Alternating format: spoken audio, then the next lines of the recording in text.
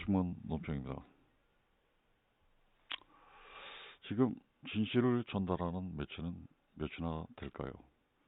공중파 SBS를 봤는데 서부지법 난입을 마냥 폭도로 규정하고 촉발된 원인에 대해 함구하는 것을 봤습니다. MBC, JTBC는 거론할 가치조차 없다고 생각합니다. 언론은 이미 썩었고 대안도 없습니다. 국민의 눈을 가리고 아웅할 뿐입니다. 후도나 말았으면 하는데 한술 더 뜹니다. 서부지법 판결과 관련 법의 공정성 훼손에 대해 왜 한마디도 못할까요? 누가 더 봐도 정치적 편향에 기운 판결에 대한 항의로 시위에 나선 시민들은 우리 국민의 의사표현이 아니란 말인가요? 사법부의 공정이 이번에도 여실히 깨졌습니다. 이번 사태는 그간 사법부의 편향된 법리가 누적돼 벌어진 국민의 분노입니다. 단순히 사안을 119 판결에 묶는다면 국민은 이 같은 우려에 대한 그간의 불신을 간과하거나 무시하는 처사입니다. 국민의 이 같은 우려에 대한 그간의 불신을 간과하거나 무시하는 처사입니다. 그로 국민을 얕잡아 보지 않고서는 해석할 수 없습니다.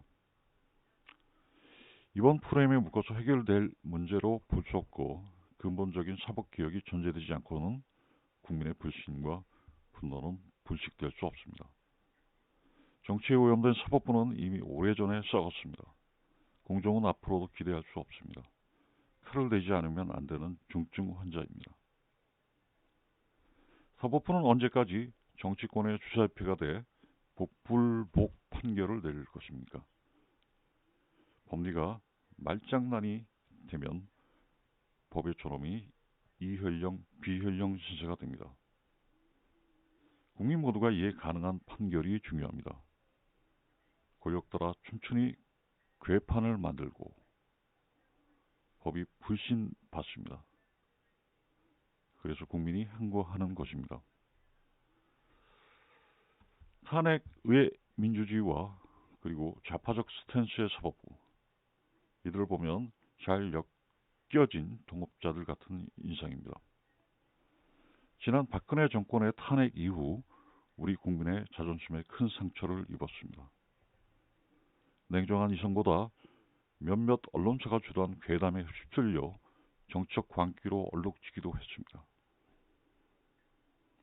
또 실제 박근혜 전 대통령의 당시 제목에 대해서도 지금 작금에 갑론을박하고 있기도 합니다.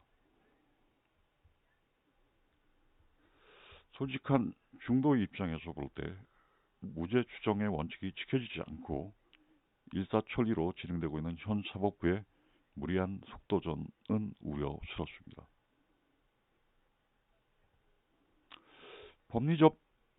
법리적 다툼의 요소는 법정서 심리하면 될 일을 굳이 한 국가의 대통령을 체포해 국민의 자존심에 상처를 입혀야 할까요?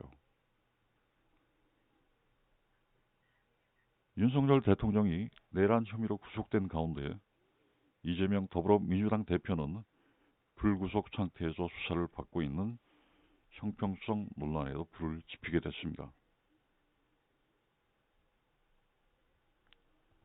박근혜 탄핵 학습 효과로 이 같은 무리가 우리 국민의 큰 역풍으로 다가서지 않을까 우려스럽습니다.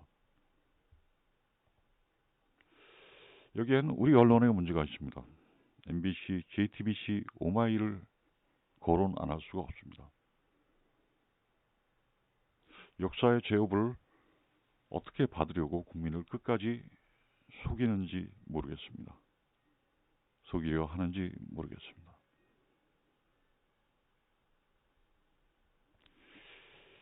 이들은 이미 언론이길 포기한 광기 집단으로도 보입니다. 그들의 열광하는 소수 팬덤의 마스터 베이터로 전락한 지 오래인 것 같습니다. 개인적으로도 보지 않은 지 오래입니다.